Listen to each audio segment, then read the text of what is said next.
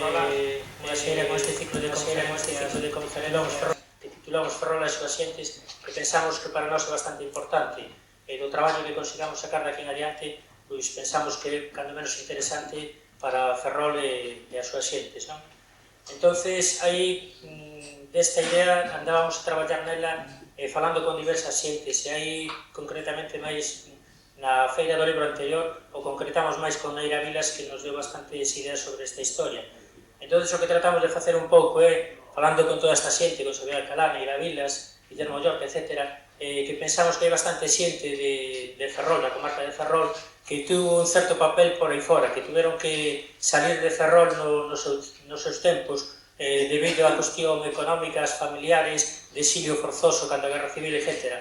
Entón, nós ao tener Ferrolán o que pensamos é que podíamos, basándonos no traballo, nas conferencias que nos pode facer estas xentes, pois recoller todos estes datos. O objetivo que perseguimos con isto é que a volta, se podemos facelo para o caderno de Ateneo Ferrolán do ano 94, pois facer ben un caderno ou ben unha separata que acompañe este caderno, e entonces o único que intentamos é recoller esas 60, 70, 80 ou 100 personas que penso que hai bastantes, que uns son bastante conocidos ou que xa se abou que aparecen en libros de historia, en revistas, etc., e outros moitos dos que nos van a falar os convidados que temos para este ciclo e que nos falarán deles. Pois desde o Juan de Ferrol, que nos falaba Guillermo Llorca hai uns anos, un home que anduvo con Vasco Núñez de Balboa cando descubriron o Océano Pacífico, desde un Frei Manuel Alvariño, que parece ser que era dominico procedente de Negra, do ano 1700 e pico, que tuvo tamén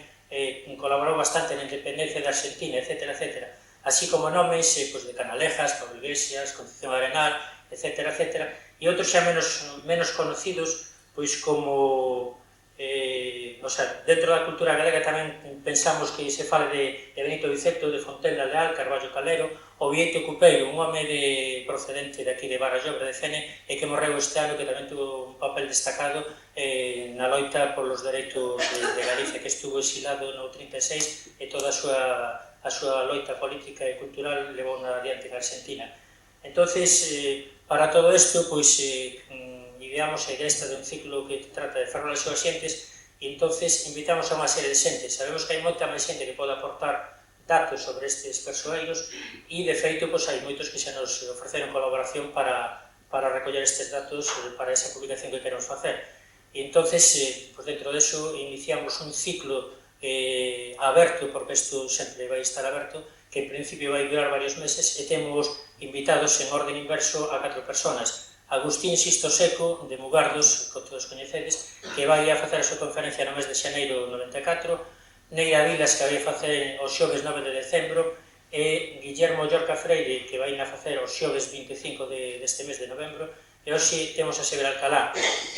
Xavier Alcalá, penso que non é necesario presentalo, ainda que el de nacemento procedente de Ciudad Real, penso que Ferrolán é galego de adopción, e máis que adopción é villa de convinción, porque desde que está en Galicia leva traballando pola cultura galega, xa facendo letras de cancións para voces teibes, e xa unha serie de libros que leva escrito, e premios como Pedón de Ouro, etc. Os últimos libros que ten feitos nos Pagos do Incalú, Tertulia, Cárcere Verde, Fumes de Papel, Argentina, Viaxe no País de Heral, Contos del País, Contos das Américas, etc. Penso que el nos vai empezar a iniciar este ciclo.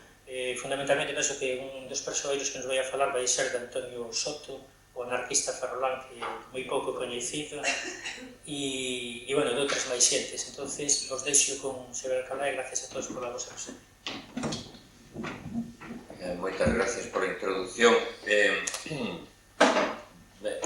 Dou o aviso de que vou ser reiterativo e anárquico, porque primeiro porque me fago moi pesado cando estou xa en posesión da verdade, e a verdade estou na posuindo realmente.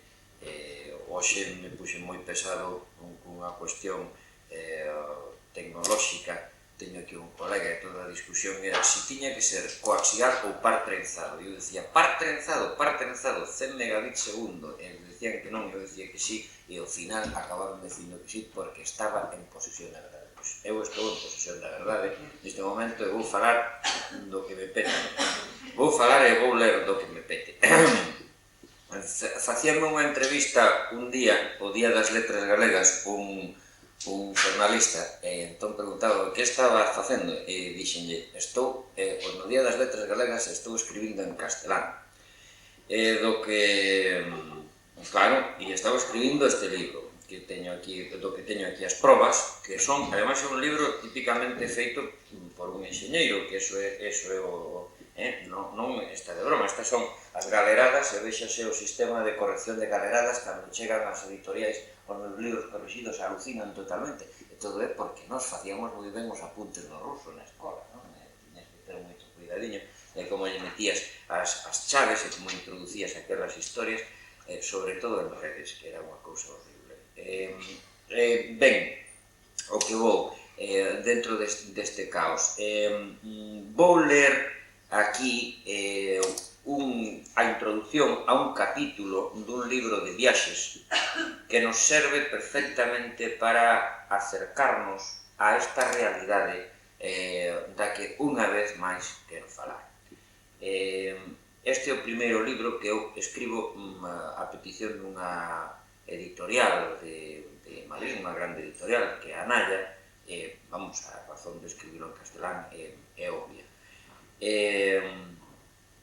Si a Darwin, cargado de años, no lo abandonaba el recuerdo de los paisajes de la Patagonia vista en su juventud, a mí, sin llegar a la edad del sabio, no se me pueden olvidar los personajes que me ayudaron a entender esos paisajes. Tanto es así que a una crónica patagónica, Viaxes no país de Elar, tuve la tentación de titularla A Patagonia dos Galegos.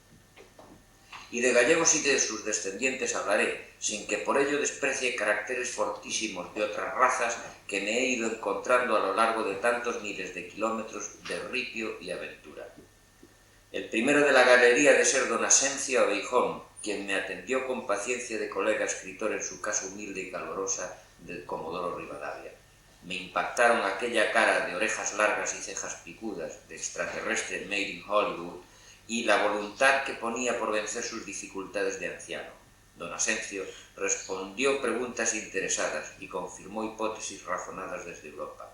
Lo que más me impresionó de él fue el relato de la epidemia de Garrotillo, las caras alucinadas de los padres con sus hijos moribundos en brazos, vagando por la estepa en busca de socorro, y la respuesta feroz de los otros padres, los que aún tenían a sus críos sanos, encerrándose con ellos, dispuestos a ahuyentar a tiros a los apestados. Otro viejo digno de retrato es don Guillermo, el de Río Mayo. Don Guillermo, resistente como un árbol noble, apenas aquejado de cataratas, se dejó fotografiar junto a la carreta que lo trajo 60 años antes al interior profundo de la precordillera, y conversamos. Después de tanto tiempo solo o acompañado de gentes del pago extraño, no había perdido el habla que mamó. En ella me explicó que había llegado allí de carretero porque en tiempos de riqueza lanera la plata estaba en la huella, y se quedó de estanciero y bolichero en asperezas que nadie imaginaría en su tierra linda, marítima y verde. Cuando hablasen de los ausentes en su aldea, alguien lo vería en Buenos Aires, o poco más allá. Al despedirnos, me dio recuerdos para su hermana, Pepa da Cantariña no Couto.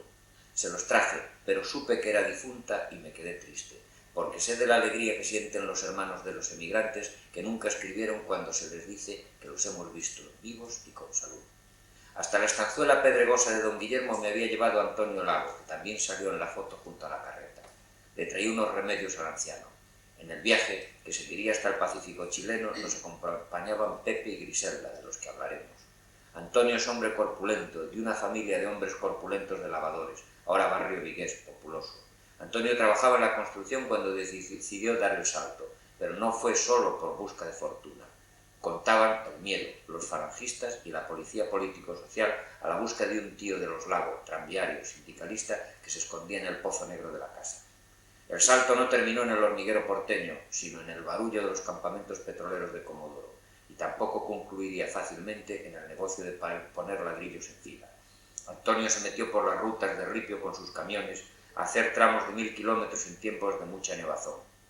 Ahora coinciden todos los mayores, en la Patagonia ya no nieva. Su empresa se llama Transportes Pontevedra y tiene por símbolos la Cruz de Santiago y la bandera gallega. Cuando la nieve no dejaba seguir y en la noche se echaba encima, Antonio dormía con un ojo abierto y con el oído puesto en el ruido del motor para no dejar que se le apagase. Entre las herramientas del camión nunca le faltó el soplete. Con él, en la ventisca, aún se conseguiría el milagro de hacer fluido el gasóleo y arrancar la máquina. Antonio me contó muchas aventuras, pero la mejor, a mi manera de ver, es la del secuestro que lo sometieron los milicos durante la Guerra de las Malvinas. Lo encerraron en la base de la que salían los aviones que castigaban la flota invasora y le asignaron la función de colocar bombas y cohetes en las alas. Él manejaba un carretillo automóvil y se divertía con aquella magia de proyectiles, al tiempo que arrimaba el hombro para echar a los ingleses gringos asquerosos. A los pilotos les repartía cruces de Santiago y se sintió muy triste cuando le dijeron: «Che, gallego, se acabó la joda», porque él también había perdido la guerra. Pepe Fernández, rubicundo y simpático, natural de Salvaterra do Miño, en la frontera gallego-portuguesa, se enteró por mí que ya nadie puede vivir del contrabando en su pueblo porque ni guardiñas ni guardias civiles le miran lo que pasa la gente de un lado para otro. La verdad es que Pepe no estaba condenado a emigrar, ni a dar con sus huesos en tierra patagónica, ni puestos a exprimir su historia, a acabar de experto en tapicería. Pero cada hombre construye su fortuna a base de pequeños empeños que muchas veces no se debe justificar. Y eso debió pasar con Pepe el Rayano. Un día se fue a Vigo y se empleó de camarero en un hotel desde el que se controlaba fácilmente el movimiento de los buques en la estación marítima. Quería viajar a la Argentina de polizón, sin pagar. Al tercer intento lo consiguió, arrastrándose como un roedor hábil por los laberintos interiores del barco hasta saber que se había superado la latitud peligrosa de las Canarias. Lo curioso era que no venía solo. En aquellas oscuridades lo acompañaban montones de desarrapados de Italia y Centro Europa, embarcados al descuido en los puertos que el mixto de carga y pasaje había ido tocando. Su peripecia coincide con la de otro gallego, ferrolano, maître de restaurante porteño, y sigue paralela a la de aquel. Cuando salió a la luz, lo emplearon de camarero. En la Argentina lo admitieron, le dieron papeles y trabajo en un restaurante de un barco que hacía la línea del sur. Una pasajera tuvo la culpa de que él pusiese su objetivo en desembarcarse en Comodoro Rivadavia, pero las cosas del amor son así. Griselda Pérez se nos fue antes de tiempo y nos dejó sin conocer completamente el resultado de las investigaciones sobre la sociedad de los gallegos en la principal ciudad de la Patagonia. Fue la primera persona de Comodoro que me llamó a Coruña, y siempre perdurará en mi memoria el temblor de su voz filtrada a través de un larguísimo canal telefónico. La voz de Griselda temblaba, emocionada, cuando se trataba de vindicar la grandeza de sus mayores, pioneros, resistentes, numantinos. Profesora de historia, conocedora de su país como pocos, criolla con rasgos chilenos que trajo su madre, no siempre estuvo de acuerdo conmigo a la hora de hacer crítica del injustificable fracaso argentino. Ella, que presentó mi Argentina a una masa abigarrada de gallegos en la Feria del Libro de Buenos Aires, en secreto me confesó que le gustaría pegarme por lo que había escrito, aunque me reconociese que era cierto. Pero hay cosas que no se pueden escribir. Griselda murió sin saber lo que escribieron y dijeron de mí furibundos los uruguayos retratados colectivamente en aquel libro. Ben, eu emociono-me facilmente cando vexo a grandeza da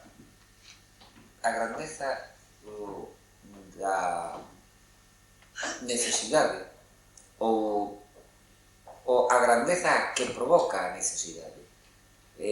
Estamos nun momento en Europa, un momento crítico, en que cando un anda por aí e ve, por exemplo, que está o que pasou en Yugoslavia, cando ve directamente, comprende que haxa que emigrar, que haxa que fuxir, e que haxa que fuxir con dor, con desgarro. Eu participei recentemente nun programa desos do Manuel Torre Iglesia acerca dos bosnios que hai aquí en Galicia. O que me quedou máis claro daquela intervención na televisión é que os bosnios non queren estar aquí. eles queren estar en Bosnia, cada quen no seu. Por iso, cando un anda por eses mundos e por eses desertos e nesas distancias terribles e ve a xente que se marchou para lá, indubidablemente algún se marchou porque era un aventurero natural, porque os aventureiros, claro, teñen unha xenética, todo está marcado pola xenética. Xa saben que os americanos agora descubriron o que eu sempre mantiven, que a homosexualidade é unha cuestión xenética. Estamos marcados, por eso o naturalismo ten tanto valor dentro da literatura, porque no fondo está a realidade, o que dixo este señoriño que morreu recentemente, o premio Nobel, non? É dicir, despois da morte que hai, dixo a especie, evidentemente, un desaparece, pero quedan os xenes correndo por aí.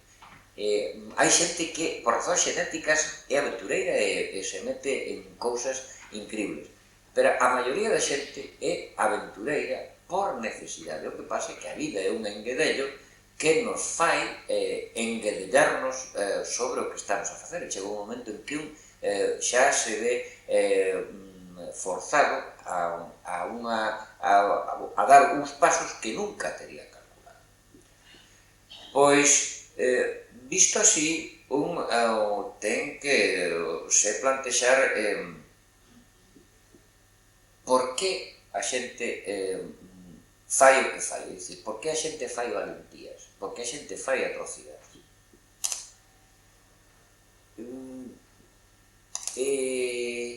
A miña atracción por este mundo do que acabo de ler algo é unha atracción absorbente. O día 26 marcho para lá outra vez e xa me teñen preparado un ferrolán máis curioso que polo visto ten unha emisora de radio, el fai todo nunha vila perdida, unha media aldea perdida no intermedio entre o deserto, entre a cordilleira e o deserto no Río Negro. Esta xente que marchou para lá, por que marchou, que procuraba, que o levaba, que a forzou. Por exemplo, Vilariño, el piloto Villarino, chamado así nas crónicas argentinas, era de Noia, non? O que pasa é que estudiou matemática e navegación, puñan nos papeliños, na Graña. Había unha escola na Graña, unha escola de navegación. Primeiro detalle que habería que empezar a notar para que empecen a traballar os que tiñan formación de historiador. Eu non teño ninguna, non son nada máis que un aficionado destas historias. Eu penso que Vilariño non era de Ferrol, pero que se fixo navegador en Ferrol, que se fixo piloto en Ferrol, debelle a súa entrada na historia da humanidade, porque fixo algo que ninguén fixera, debelle a súa historia a un enguedello sinistro que tivo cunha moza da Graña. Parece ser que o pai da moza non lle gustou nada aquela historia. O pai era o carpinteiro de Oliveira e debeu quererlle axustar as contas o outro con puxabanco, unha cousa así, e o outro foi cando se decidiu a embarcarse e a servir na Armada Real. Quen sabe, se foi precisamente por este problema, que iso non o deixa Freixanes claro na novela, teñolle que facer a corrección aí, que usa moito o espírito de Vilariño, pero debía ter usado máis a realidade de Vilariño. Vilariño foi o primeiro home que debeu deixar de tomar en serio a historia da cidade dos Césares, que, sin embargo, debeu pensar máis seriamente na outra posibilidade que lle corresponde a un home da súa formación, que era a de atravesar a Patagonia por un río que chegase a un lago, de maneira que unha vez chegado a ese lago se puidese ir outro río, que é fenómeno que case se produce, e que se non se produce exactamente se podía ter producido cun pouco de dinamita, cun moito de dinamita, ia ben encaminhado.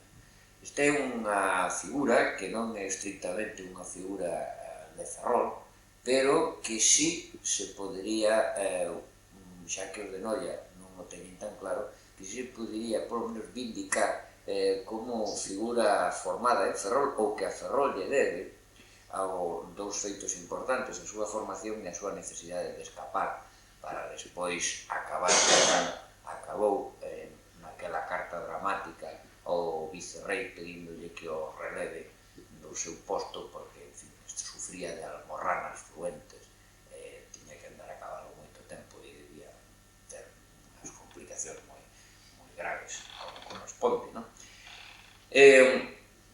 Vilariño é unha figura histórica, repito, supoño que aquí haberá historiadores da Mariña, historiadores militares, que se interesen polo home que fixo as primeiras cartas das costas patagónicas, as primeiras cartas científicas, por decirlo de alguma maneira, cunha capacidade xa de facer medidas que determinan que as costas tomen unha forma que se corresponden coa da realidade. E Vilariño sería, se cadra, un bon punto de partida, aínda que acabas de nomear a unha persoa que me interesa, que ia con Magallanes ou con Sarmiento de Gamboa. No, según dixo Guillermo Llorca nunha conferencia, con Vasco Núñez de Balboa cando descubriu o Pacífico. Con Vasco Núñez de Balboa, estuve confundindo, non? Pensei por un momento que ao falar de Pacífico estabas falando da volta por abaixo. Pero eu partiría para facer unha presencia ou buscar a presencia dos galegos naquelas terras extremas da xente relacionada con Ferrol directamente, tal vez habería que partir da figura de Vilariño, porque é unha figura épica, unha figura maravillosa, que Freixanes tratou nunha novela que debía ter sido dúas novelas. A novela, sempre lle dixen eu que tiña que escribir a historia de Vilariño por un lado, novelar a historia de Vilariño por un lado, e despois novelar a historia da conquista, do paso do Río Negro por outro lado. Meteunos as dúas cousas xuntas, é unha obra magna, pero desde o punto de vista do relatorio, pois tal vez un tanto confusa. Ora ben, que se pode dicir da xente que saiu daqui na emigración?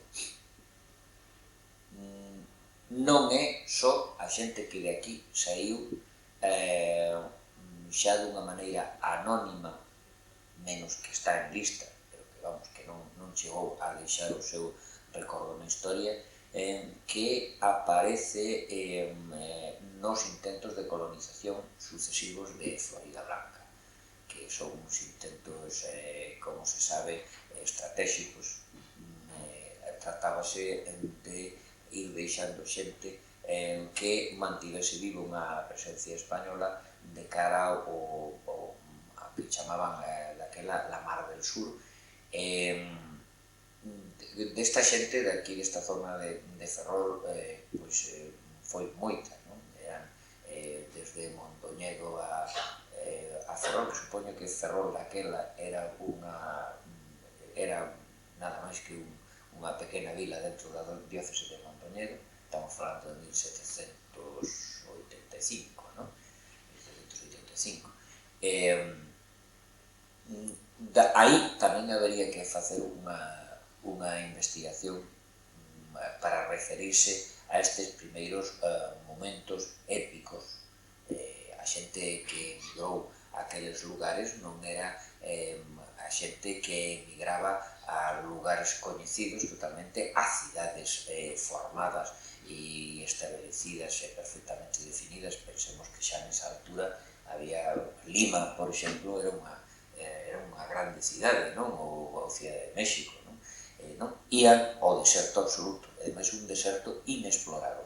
Ten en conta que no ano 1834 eu vi un mapa no Museo de Tandil onde pon declaradamente todo o que son as costas que van de Bahía Blanco para baixo, pon terra ignota.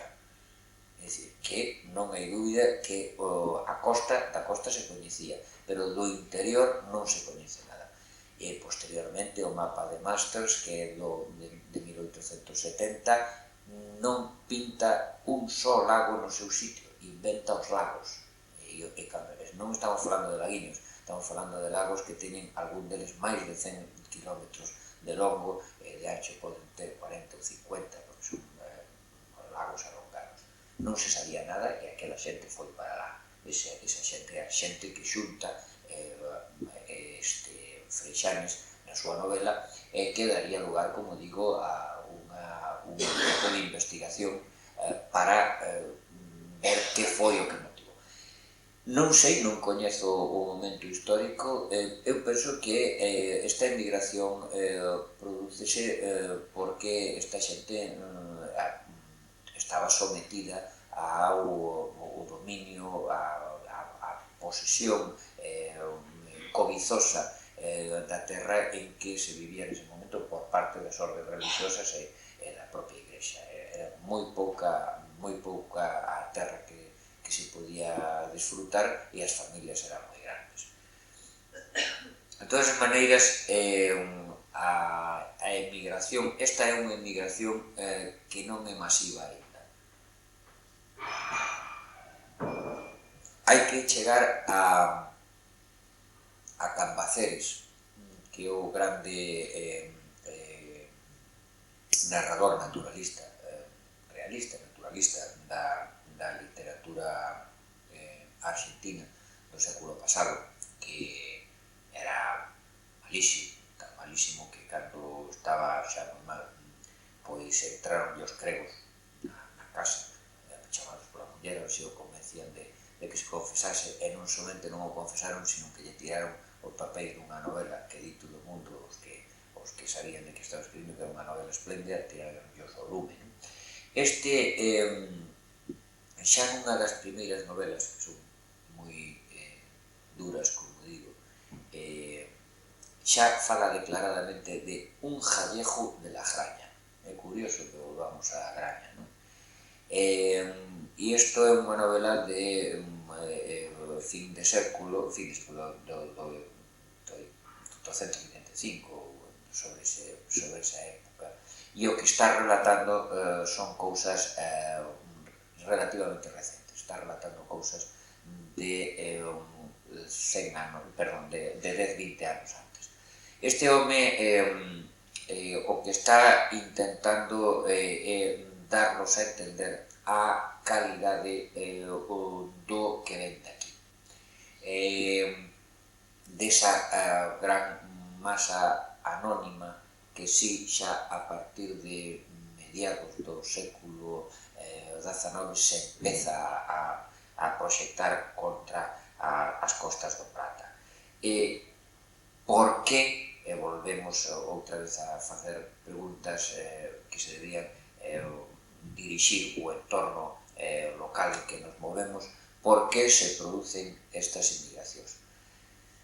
Sigo pensando que é porque, como decía unha asistente que eu tive, se non marchásemos todos para Suiza, aquí non nos quedaba nada máis que comernos os uns os outros. Esta bella sensación en Galicia, reflexo dunha realidade social descompensada, o que dá lugar a que se produza unha emigración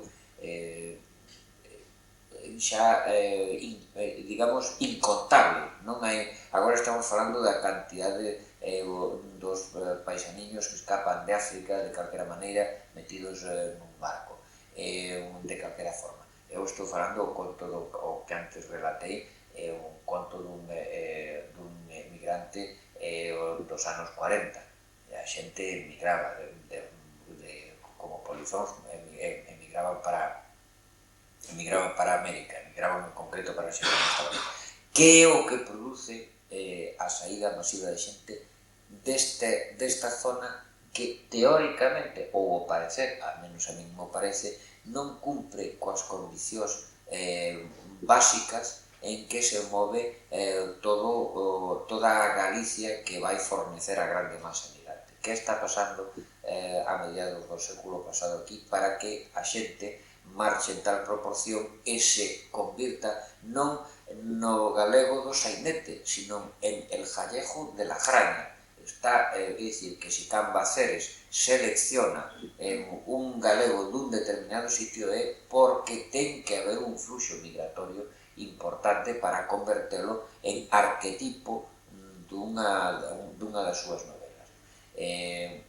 Iso sería outra cousa para mirar, é dicir, posteriormente, o que pasa a fins do século XVIII, que empeza a pasar no mediado do século XIX. A fin do século XIX, eu empezo, dentro dos meus poucos coñecementos, a fin do século XIX, até despois da Primeira Guerra Mundial, parece que teño un pouco máis claro por que se produce o fenómeno emigratorio. E non só a problemática relacionada co desastre socioeconómico do país, senón o medo que aparece reflexado continuamente en toda a documentación que se vai encontrando, que se vai consultando. Cando digo documentación, digo propiamente cartas, nada máis, non fai falta chegar a documentos elaborados. É o medo a África, é o medo á guerra colonial, é o medo antes a Cuba e despois, e simultaneamente o medo a África. As guerras de España por ese norte africano, que eu non sei que lle quitaban, porque tampouco me parece tan productivo aquelo, debe ser como unha continuación de Andalucía, como moito. Estas guerras duran demasiados anos e a xente toda responde o mesmo. Eu teño o caso máis concreto que podo contar dun tipo que me dixo claramente que el saiu unha vez do cuartel e dixo que falábase polo cuartel de quen ia ir a África e el ese mesmo día xa non volveu ao cuartel e de uniforme agachouse no porto da Coruña. De aquí, un señor de aquí, de Ferrol, que me contou eso, que se agachou no porto da Coruña de uniforme e se meteu nun barco. Eu entendínlle que era un barco carboeiro, que me parece unha cousa moi extraña, que debía ser un vapor de carbón, porque eu non entendo que de aquí se levase carbón para Argentina, nin que de Argentina se trouxese carbón para aquí. E colleu o tipo e se meteu e desapareceu. Non volveu un señor velliño, e isto foi no ano 20 bastantes, ainda.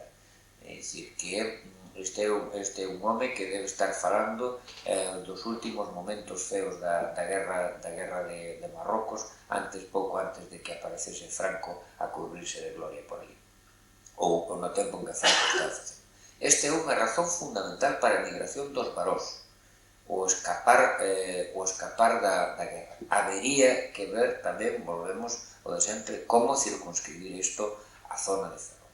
A min gustaríame que se fixesen dúas contemplacións do que eu non son capaz de facer. Por un lado, a contemplación da masa anónima e facerlle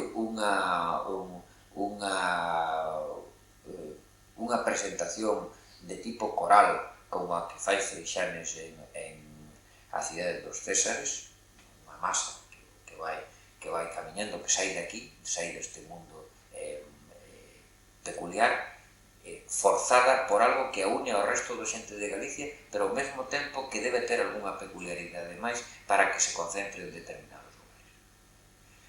É unha lástima que eu comentaba antes a morte de Griselda Pérez, porque esta moza deixou moito escrito, pero levou moito na cabeza. Estaba facendo un estudio curiosísimo da endogamia dos galegos na Patagonia, en concreto na zona de Comodoro. Había clarísima endogamia, é dicir, eles clasificábanse primeiro os que eran da mesma aldea, despois os que eran galegos e despois miraban con moito cuidado con que xente que non fose da súa raza podían deixar casar os demais, non fose ser que fosen demasiado diferentes e despois as diferencias provocasen conflicto dentro das familias. E aí hai listados enormes de xente de Ferrol e de Pontedeume e de toda esta zona de aquí que hai que saber por que foi para lá. Teño unha versión peculiar sobre este asunto, vamos, arrisco unha suposición. Tiñan que ter dúas condicións. Primeiro, xente do mar, porque a praia ali é moi dura, non había porto, o porto ainda recente, e o porto é apenas un pantalán para a carga de petróleo. E despois tiña que ser xente que soubese de máquina, de andar con máquinas, porque na industria do petróleo é moi bella a máquina. O petróleo produce precisamente o que necesita a máquina para andar. Se conta que o petróleo está moi metido, moi abaixo. O petróleo está do orde de 1000 a 3000 metros de profundidade, non? E aquilo sacando con aquelas cigüeñas que chaman, non? E aquilo son máquinas complicadas que se surten precisamente do gas, e hai que saber. Por eso supoño que non é difícil encontrar xente de Ferrol seleccionada para ir dar naqueles campamentos petroleiros, que saiu do mar, que saltou do mar, que estivo na praia, que despois entrou nos campamentos petroleiros. Aí habería que facer tamén un estudio peculiar, vamos, un estudio ad hoc, un estudio dentro do estudio que fixo Griselda, ou tal vez unha búsqueda intencionada. Queda xente que foi, precisamente, unha rapaza que fillo de galegos que traballa na Universidade do Chubut, queda xente que seguiu o traballo que estaba facendo Griselda Pérez, e non é moi difícil dar con esta xente e acomodar algo. Agora Ferrol ten universidade, e hai aquí algo de humanidades en Ferrol que eu estou despistado, hai, non? Non, humanidades en A Coruña, non sei, hai algo, non? Non sería difícil conseguir un intercambio coa Universidade de Chubut. A moza esta parece recordar que se chamaba Valga, de apelido, pero vamos, eu agora cando vai eu mirarei. E pagaría pena saber, seguirlle o fío a xente de Ferrol que foi dar naquele deserto, nesta onda que xa non é a onda dos que escapaban da guerra de África, sino que aínda é máis curiosa ese respecto. É a onda de moitos que escapaban do que aí relataba eu nesa introducción, da represión da posguerra. Pero non xente que tivese unha afiliación política que a definise totalmente e que obrigase a que, dentro da legalidade do momento, a puidese meter na cadea. Non era xente que vivía, e que o conta, co medo de cando a podían matar sin darlle unha clara explicación. O barullo debía ser demasiado grande e todos, vamos, os que non son suficientemente vellos recordan o que decían os seus pais. O barullo era suficientemente grande como para que a xente tivese ese medo unido a esa miseria terrible que se viviu nos anos da posguerra española. Esta forma de migración dura ata o ano 55 aproximadamente, moi arredor do 55, que eu teño recordo no 55, eu tiña 7 anos, e teño claro recordo de que un amigo meu da miña mesma casa tiña o pai lle marchou a Venezuela. Entón penso que foi cando parou a migración cara a Argentina e empezou a migración para Venezuela. Tamén habría que centrarse nisso. Ben, aquí é inevitable pola mención que fixo antes o presentador que empalmando con isto falemos doutra clase de xente, e falemos xa de xente que queda moi definida dentro da emigración argentina, xente de Ferrol que queda moi definida, ou desta zona que queda moi definida, que fai en certo modo ou claramente fai país. As personalidades significativas son moitas, como sabedes, hai un libro que é Los gallegos en la Argentina, que trae de todo. Sin embargo, ese libro non pode recoller a personalidade curiosa en todos os aspectos, tanto pola curiosidade que produce como polo que curioso que era mesmo de Bieito Cupeiro, e que me quero ocupar un pouco porque penso que é a mínima homenaxe que eu lle podo facer a alguén que admirei e que morreu recentemente. Non hai moito... Estaba ceando con Manuel Fraga, entón entramos en materia como consecuencia do que estábamos falando, que era da reunión do PEN Club.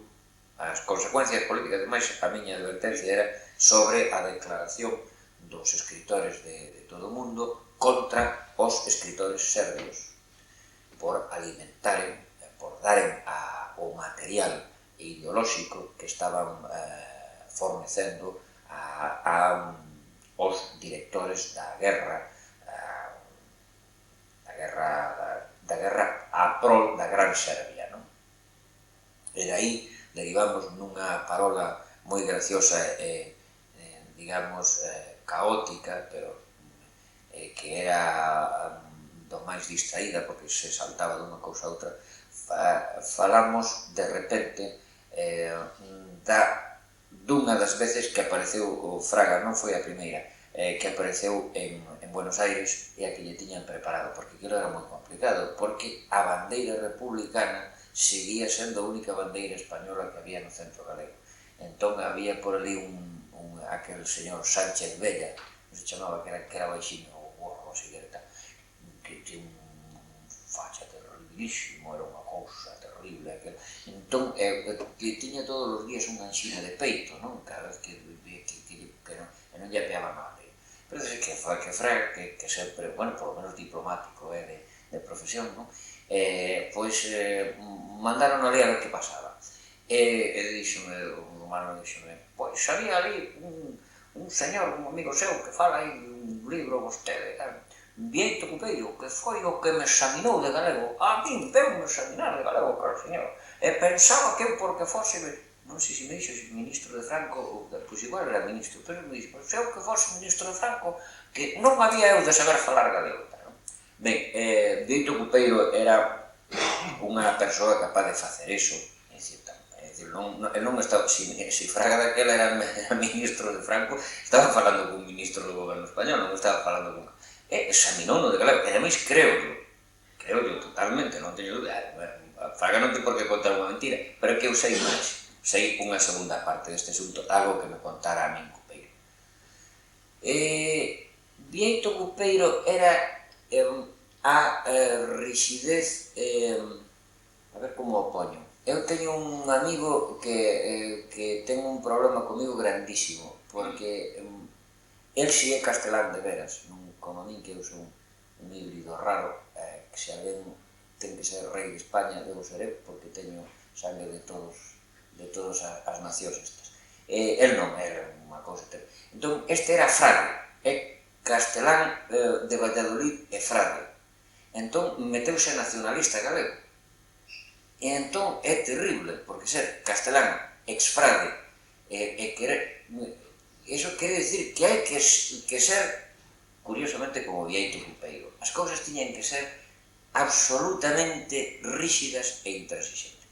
Era dunha exixencia moral consigo mesmo extraña para un home tan maior cando eu coñecín. Eu coñecino xa,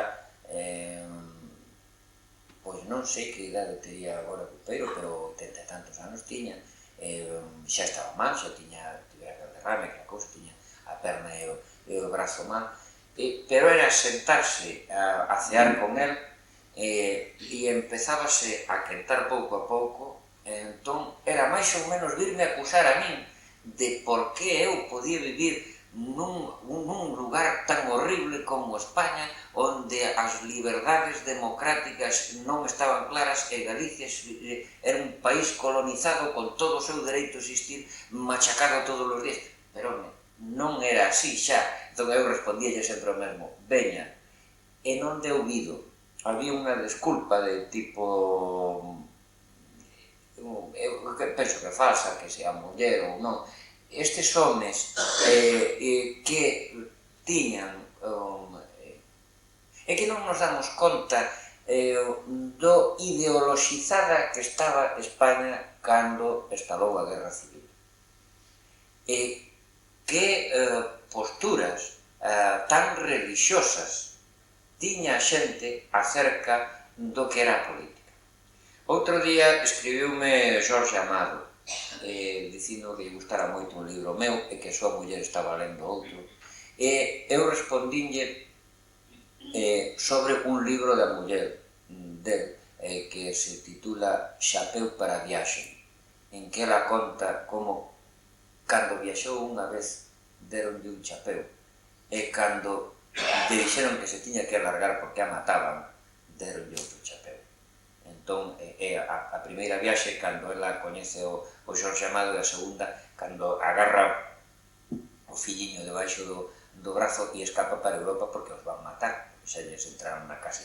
Bueno, é que ela era anarquista, filla duns anarquistas que se foron de Italia e se perderon no sertón brasileiro a facer unha colonia de anarquistas, e como era unha colonia de anarquistas, acabaron a pausa entre eles e acabaron todos de obreiros nunha grande cidade brasileira. E ela é unha muller que é educada no anarquismo como absoluta maneira de entender todo na vida tiña que ser anarquista. Jorge Amado era comunista, era deputado comunista, por eso o querían pelar, por eso tivo que sair por diante, non lle respetaban nin ser daquela unha figura coa proxección, unha figura literaria coa proxección que tiña, non lle perdoaban. Ben, isto é o que viña a representar Cupeiro para mí, é dicir, era o galeguismo democrático, o nacionalismo, a teoría do nacionalismo feita vivir cotidiano. Claro, eso é imposible, porque aquí temos que convivir con xente que isto morreu. Temos que convivir con xente que non é nacionalista e máis vivimos. Eles non podían. E eles, cando digo eles, non é Ricardo Flores, e hai outros vellos que ainda quedan, que por certo se está cometendo unha injustiza bestial con todos eles, porque aquí é moi fácil traer velliños anónimos, pobriños que veñen dar unha volta, pero eu penso, e isto voulle dicir a Amarelo, e voulle dicir rápido, que había, aínda sabendo que poden ser moi conflictivos, había que traer estes velliños a estes teóricos para que vexan que isto non é tan imposible. Había que facer un esforzo. Temo, no fondo, que o rexeitasen por medo a enfrontar a realidade, sobre todo a realidade cordial, a realidade primitiva, a única patria verdadeira. De Bieito Cupeiro teño que dicir que, a pesar do ríxido e do intransigente que eran en todos os aspectos, e que todo tiña que ser tomado desa maneira religiosa propia dun frade castelán, el, supoño que lestes polo menos o libro de Allegue sobre a vida de Blanco Amor. Por certo, a Allegue dixenlle que non lle quedaba máis remedio que ser ou de Ferrol ou de Pontedeume, porque esta xente de Vilaxoán dixí que o seu avó era panadeiro e era de Pontedeume, foi a Padrón, e de Padrón pasou a Vilaxoán. O libro é duro, pero eu creolle o libro. Eu coñecín e tratei Eduardo Blanco Amor, e Eduardo Blanco Amor é un homosexual sen recato, e ademais un home que lle gustaban os rapaces. Bueno, pois é unha cousa clara, manifesta, é que eso era nunha sociedade machista, totalmente machista, como é a Argentina. Hai que lembrar que unha das poucas palabras que dicían en castelán os indios araucanos era toro. O toro era o xefe do aduar, do aduar non, era o xefe do toldo, era o home das varias mulleres que había no toldo, non? Tolo. Pois nesta sociedade, Blanco Amor tiña moi difícil supervivencia. E a Blanco Amor foi protegido do machismo en que se vivía nese momento na Argentina e que influía duramente nos galegos, e algún día contarei anécdotas de machismo de algún galego famoso na Argentina que nos causan a nos esa típica historia de que a determinada idade ten que seguir demostrando a súa capacidade de conquista, que é unha das cousas máis ridículas que vi na vida. Eso é unha cousa que foi vixente, polo menos ata agora, dentro da propia comunidade galega. Poderíase contar moita anécdota neste tipo. Blanco Amor foi duramente perseguido, e a anécdota de la donna móvile non é ninguna broma, e a anécdota de que doña Eduarda non é ninguna broma. E Bieito Cupeiro, unha vez viñe eu enfadarse de veras e dar unha palmada na mesa e dicir: digades o que digades, foi un mestre de galeguistas, referíndose a Blanco Amor. A min pareceme que na súa obra de ensinante de galeguismo que ela admiraba en Blanco Amor, Bieito Cupeiro superou a Eduardo Blanco Amor. E hai unha débeda xeral coa figura de Cupeiro que se emocionaba de unha maneira terrible cando eu lle contaba como o meu pai me levaba na lancha do Seixo e despois me facía camiñar por ali, cara a Franza, e de Franza cara a Cabanas, porque ele era precisamente de Barallobre. É outra das figuras que hai que recuperar como figura selleira dentro da galeguidade moderna e consciente, porque non pensedes que os galegos na emigración empezan a ser galeguistas antes de que aparezan os galeguistas por ali. O fenómeno do folclorismo e do nacionalismo agachado é un fenómeno típico. Precisamente eran varios de Ferrol e están os nomes ali claros, e habería que buscalos.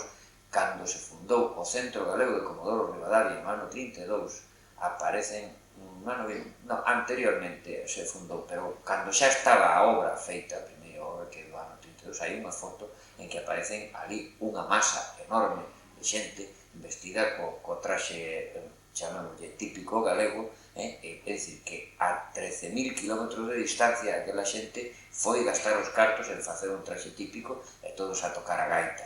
Isto é certo, isto é unha realidade, pero moito cuidado que non hai un só documento escrito en galego, nin iniciado, ata despois do ano 39, en que empezan a aparecer cousas típicas como xantar de confraternidade, e está ali aquilo escrito en galego. Antes non hai unha soa palabra escrita en galego. Isto debemos, é dicir, ese cambio debemos a xente como Cupeiro. E Cupeiro, repito, insisto, fagome pesado porque estou en posesión da verdade, Bieito Cupeiro é unha figura a recuperar. Non sei que quedará del, vexo o apelido por aí, terá familia e habería que mínimamente tomar conta dunha personalidade como a súa. Como xa falei moito, é inevitable, o que pasa é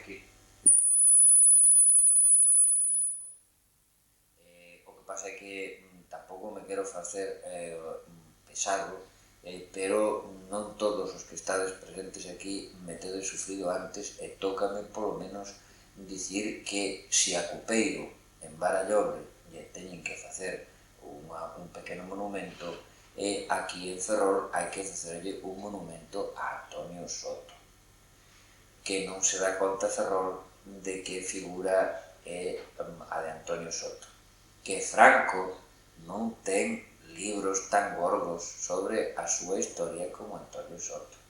Ten libros en que se fala das cousas raras, pero que contando a historia velada, sin entrar en cuestións personais, Franco non ten tantos libros como ten Antonio Soto. Soto escritos. Só que hai escritos sobre o que fixo Antonio Soto.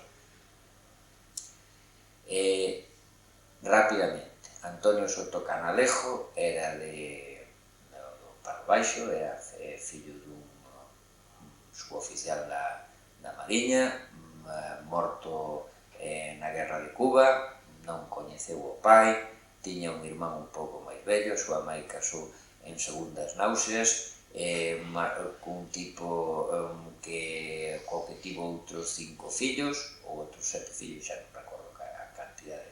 Esta xente emigrou toda a Buenos Aires, o Antonio Soto volveuse para aquí, quedou cunhas tías, despois volveuse ir a Buenos Aires porque o mandaban a África, e en Buenos Aires apareceu por ali e contaba Antonio Pérez Prado que xa cando apareceu por Buenos Aires dando teoría anarquista, que era, volvemos ao de sempre, o que vos decía antes, neses anos 17, 18, 19, por aí, tiñan verdadeiras, eran como os masós ou como non sei, como a xente do Opus, tiñan unhas estruturas, digo claramente masóns ou xente do Opus, non, porque non eran sectas raras, eran asociacións ideolóxicas ou religiosas recoñecidas e perfectamente aceptadas dentro da sociedade dunha grande cidade como Buenos Aires,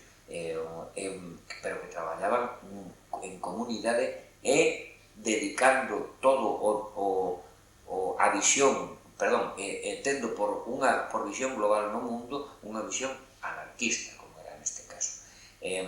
Este home, conta Antonio, que lle contaba a súa mãe que ela era a que lle cebaba o mate, que era un señor que sempre estaba chupando mate, polo tanto xa estaba bastante acrioblado, e que o costume argentino é que cando se lle ofrece máis, cando se lle pasa o mate e alguén di gracias, iso quere dicir que xa non quere.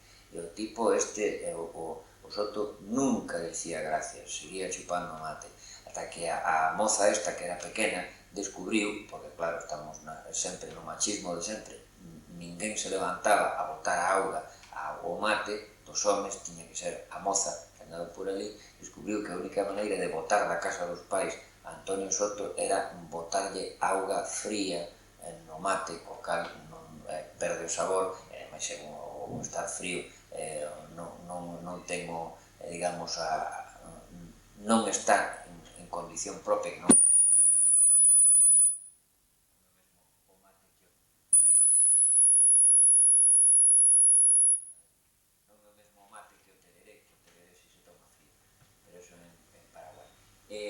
E botaba da casa desa maneira. Ben, este home, por tanto, si foi e veu, eu sempre mantive o mesmo, e aquí me axudou un amigo que temos aquí a encontrar os datos sobre el.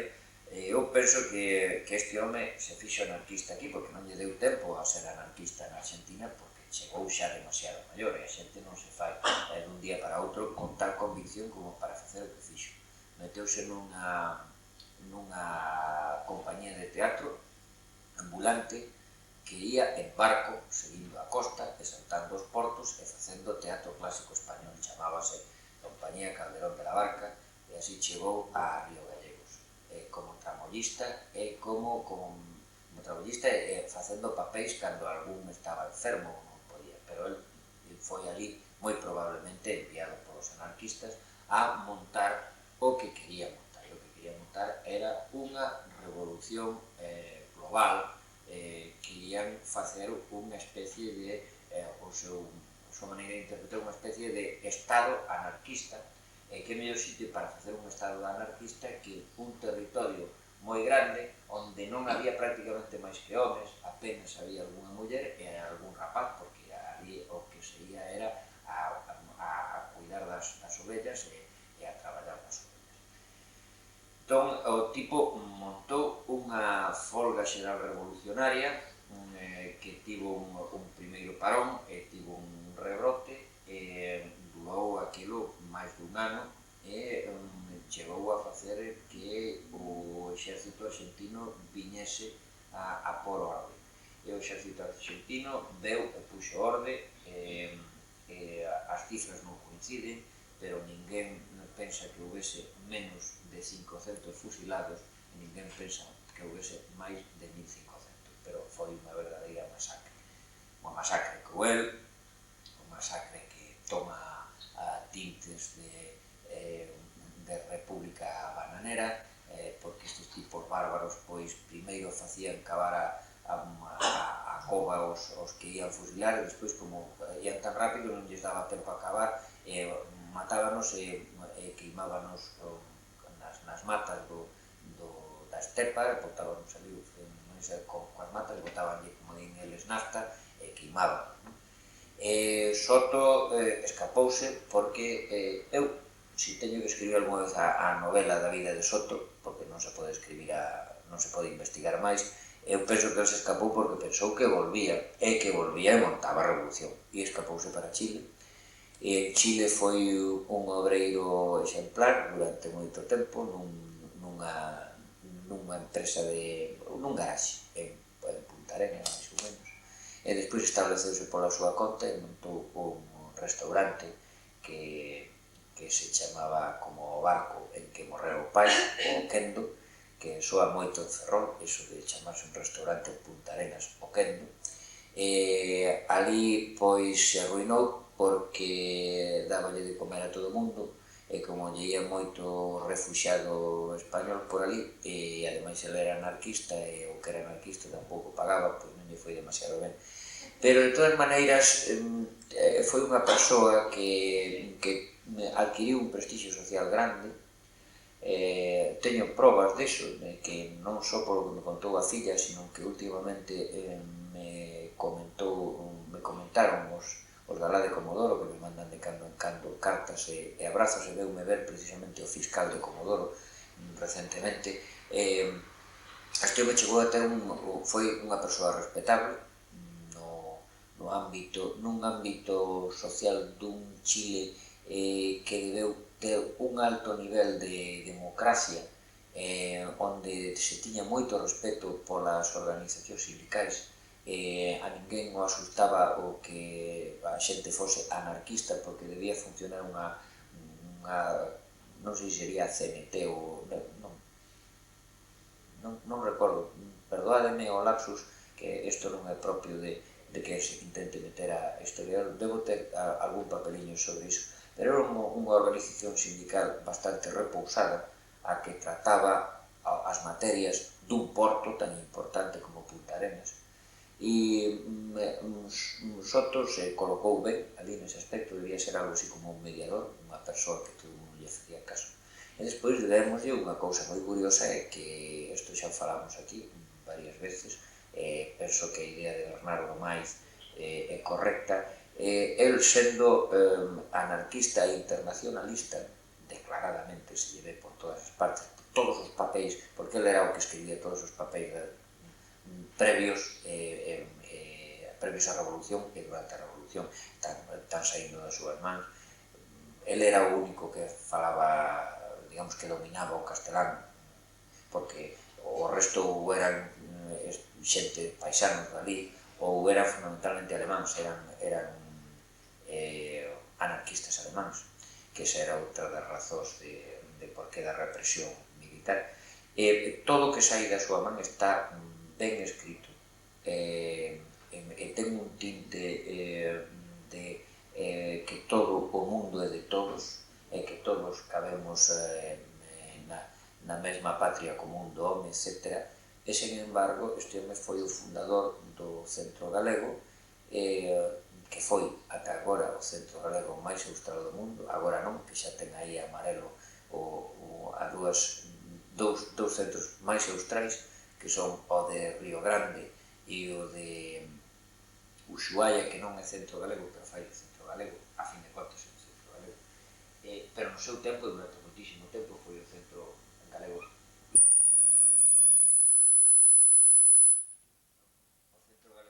máis afastado de Galicia, e despois incitaba continuamente a xente nova a que aprendese galego, polo menos a través da poesía. A filla recorda como lle facía aprender de memoria a Rosalía e a Curros. E despois prometeume, e agora cando vai alá forzarei a que modea, prometeume buscar os poemas do pai, porque el tamén se metía poeta e versificaba dunha maneira fácil en galego, ao cal, como diría, máis era fácil porque era a súa lingua natural, moi probablemente, dada a súa extracción social. Tal vez porque canto máis lonxe estaba, máis se lembraba do seu e do que lle tocaba o corazón. A filla contoume que xa maior, non morreu moi vello, tiña 63 anos, pero xa maior estaba constantemente a lembrar todo o que era este mundinho da Ferrolterra, e dicía que tiña unha saudade moi curiosa das procesións de Ferrol, que debía ser un pouco folclórico ao mesmo tempo, porque as procesións de Ferrol non deixan de ser unha cousa en que está de foránea. Falei moitísimo, como xa penso que dixen, o que quero dicir que é fundamental, que, repito, por enésima vez, alguén se ten que ocupar formalmente destas cousas, e non un curiosón como a min que vai dun lado para outro e toma 4 notas e fala con 5 amigos. Aquí isto ten que facer alguén de unha maneira organizada. O listado que veche, eu diríaxe que con respecto a ese listado, eu, cando me tocou botar aí o discurso no Concello, dixen, hai que reivindicar a figura. Por exemplo, o que hai que dicir, hai que distinguir. Unha cousa é dicir que Concepción Arenal era de Ferrol, porque, carai, agora desperto. Eu penso que o contacto de aquí. Unha cousa é recordarle a xente que Concepción Arenal era de Ferrol, e outra cousa é ter que dicir que Concepción Arenal existiu. E o problema que hai con estes outros, dos que eu quixera que se ocupase a xente, é dicir que existiron e quen foron. É moi fácil falar de nacionalismo coherente, podemos falar de figuras e esquecer a Bieito Cupeiro. Hai que dicir que era Bieito Cupeiro, porque de Bieito Cupeiro sabese moi pouco, que se sabe Os Galegos de Alenmar, publicado en Edicións do Castro, que publica todo, pero non paga un can e non distribúe nada, e é como publicar en Edicións do Castro como non publicar. Cuidado, que non quero que se me enfade por aí, pero é a verdade, el publica todo, pero despois, de que vale poñer un fillo no mundo se non o posa nada. E despois o caso do Soto, pero quen sabe de Soto? Nin siquiera quen viu La Patagonia Rebelde, por moi impactante que sexa a película. Quen viu esa película? Na televisión española 2 veces. En Nativo argentino.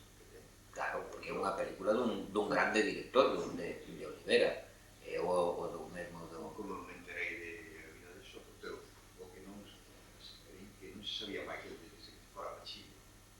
Non, Soto volveu de Chile. Soto a min me contou un galego vello que eu un día ia co presidente do Centro Galego e estamos falando xa do ano 31, porque xa fora declarada a República, é dicir, 10 anos despois, e dixo e outro, carai, ese é Soto, como dicindo, mira, apareceu, baixou Deus do ceo e tal, e estaba Soto na sociedade española, non no Centro Galego, estaba na sociedade española, dicindo, votando, era un discurso en que se defendía da acusación de bandoleirismo, porque que, como sempre, houve a propaganda que sempre dicir, os escapados, os fuxidos aquí en Galicia foron realmente bandoleiros ou é que houve algún que tivo que roubar para comer e xa empezaron a dicir é que non son bandoleiros e iso foi o que pasou nesa revolución.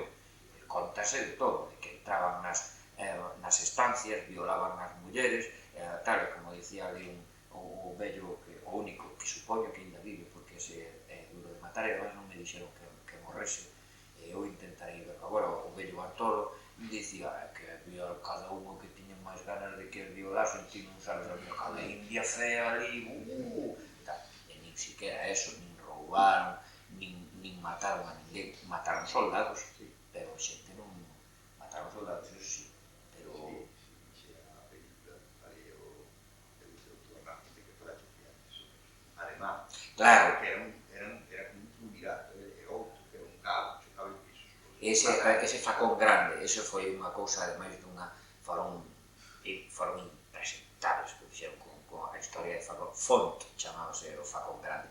Hai un médico, el Comodoro Rivadavia, que é un tipo moi curioso, que é dunha familia asturiana, ademais é un home que ten unha montaxe na vida que é terrible, non? El ten unha clínica de diálise ali no medio do deserto absoluto, porque é Comodoro e o deserto. Hai que andar 1000 km para un lado ou 1000 km para outro para encontrar algo que se pode decir que é cidade, non? E este home ten aquela montaxe da diálise, ben, ten a vida montada, digamos, moi facilmente, porque move enfermo, leva enfermo, non? E ten moito tempo para andar. E el foi o que me mostrou as cruces que a xente, que os paisanos foron poñendo cando pasou, eles foron poñendo cruces onde recordaban que houbera os fusilamentos. Había unha cruz moi bonita que poña Mártires de la Libertad, con V, parece que é Mártires, unha cousa así poña, pero Libertad recordo perfectamente con V, non mal escrito. Este Suárez Samper, chamase o médico, contábame que el, estamos falando dun home de 55 anos, que el pode levar exercendo 30 anos, non? Que el pillou vivos aínda a moitos dos fusiladores, os militares. Tengo entendido que na película o coronel Varela, que era do Ixiño. como? Varela, pero a que che soaba era fillo de galegos. Non, cambianlle, non, Varela era fillo de galegos. O que pasa é que na película cambian porque Olivera, eu preguntei a Olivera, pero si todo o mundo sabe que quen era Varela e quen era Ibáñez. O outro fusilador era Ibáñez, o que viña detrás dele, non?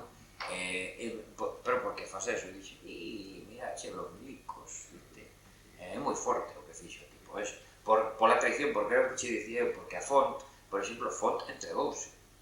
O tipo dixo, non, bueno, aquí non hai nada que facer, entregome. E fusilaron ali mesmo.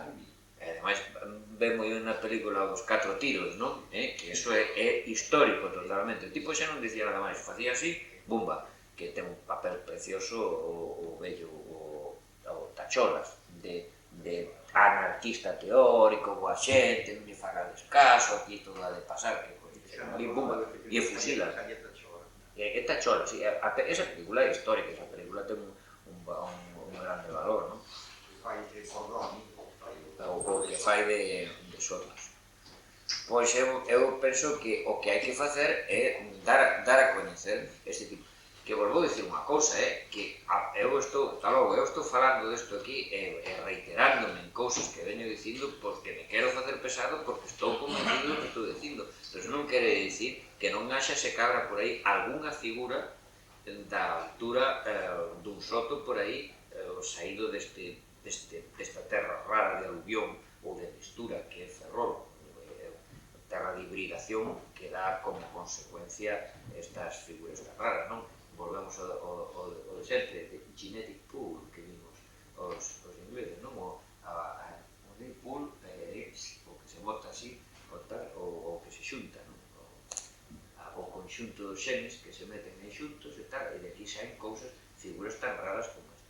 Eu penso que habería que facer un estudiño, primeiro, onde localizar as figuras e despois ver se son realmente figuras que paguen a pena de que se converteren en elementos xustificadores dunha historia peculiar, que eso para mí é moi importante. É curioso que me digas eso e que apreciases tanto detalle dentro da película, porque a película, intentando ser sinxela, é moi complexa. Mira, é un pilón de libros así. Son Patagonia, la Patagonia trágica, Los Vengadores de la Patagonia trágica, e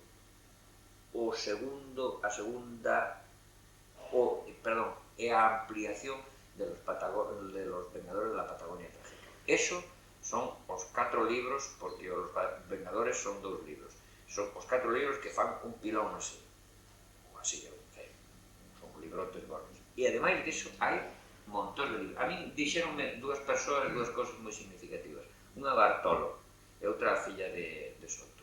Bartolo díxome que outro máis que bebe peixe. Pero por lo menos falo galego. E dixo, bueno, sí. Empezou o vello xa coa cousa de que sí, que xente galego. Porque estaba farto de gringos, díxome. Iso quere dicir que por ali lle caeu todo o mundo a preguntarlle. E a filla de Soto dixe, Bartolo, a filla de Soto como non vai vivir, se eu ten 40 e poucos anos.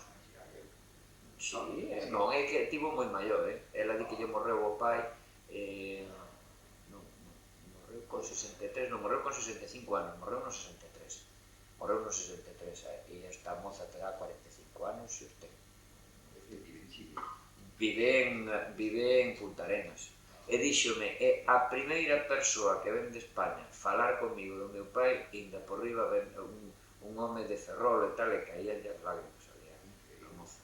E aquí todo o mundo pasa dunha, vamos, dentro da historia da Argentina, e a min dixeronme varias veces que o que pasou na Patagonia é un exemplo exclusivo no mundo de revolución anarquista intergremial, que eso conseguiu, e que iso foi unha cousa pensada por unha mente fora do común. Foi Soto ou foron os anarquistas alemáns, que tamén eu contaba por aí un libro, que non sei se neste tamén conto algo disso, do que me dixo, é que a vida é moi curiosa. Isto dixo o fiscal de Comodoro Rivadavia, que ten parte da documentación.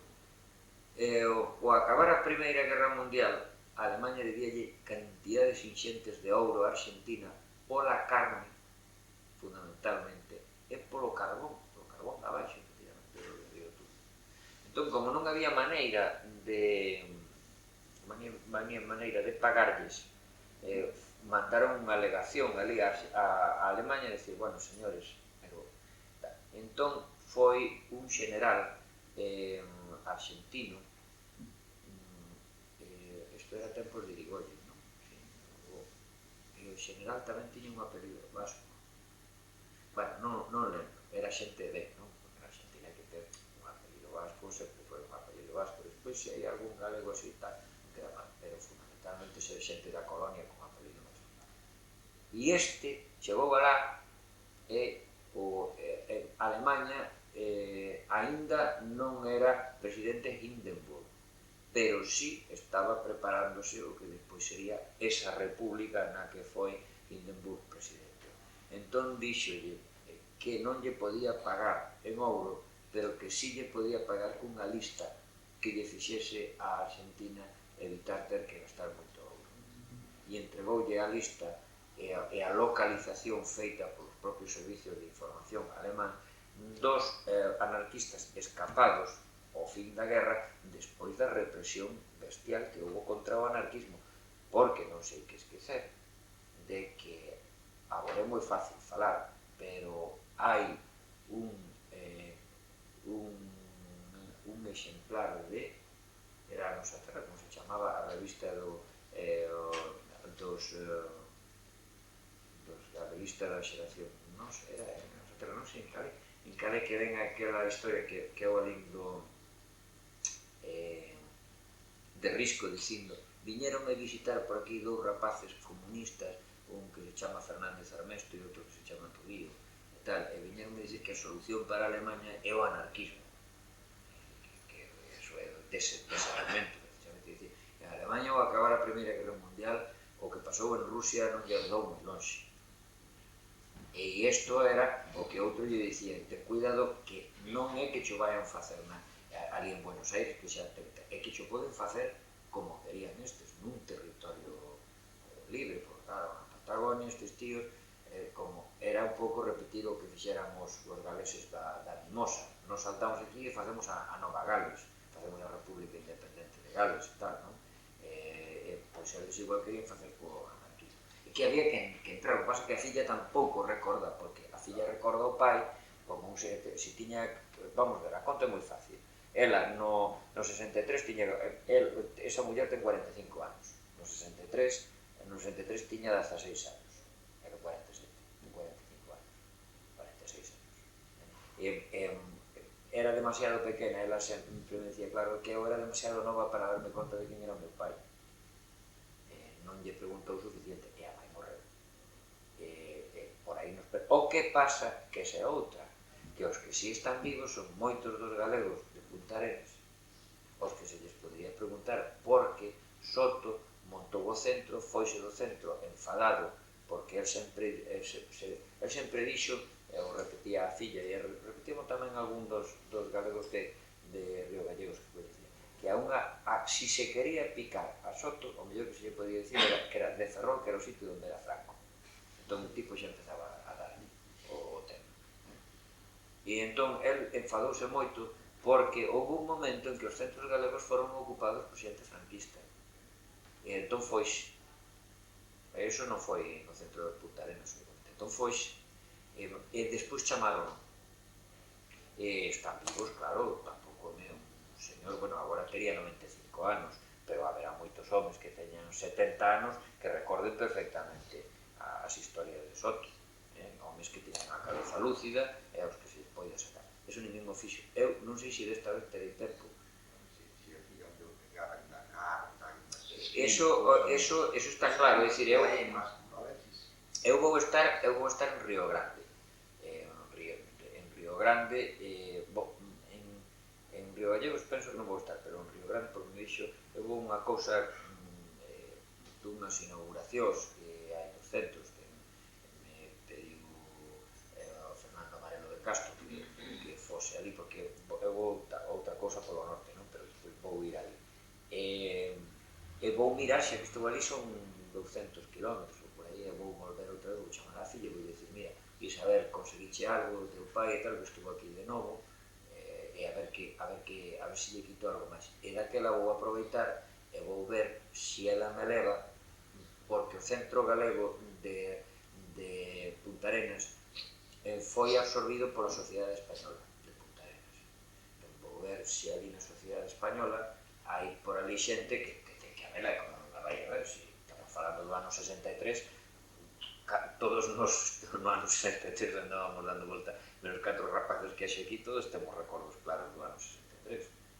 E volverei a fazer outras notiñas, entón, mira, todo o Alcalá andou por ali e tal, e fala deste tipo de... E non vai ninguén que dunha maneira sistemática estudie unha figura tan interesante como esta.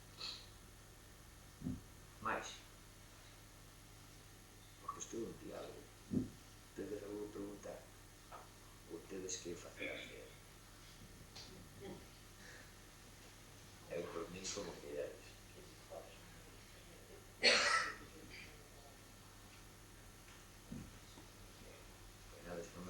Eu preguntar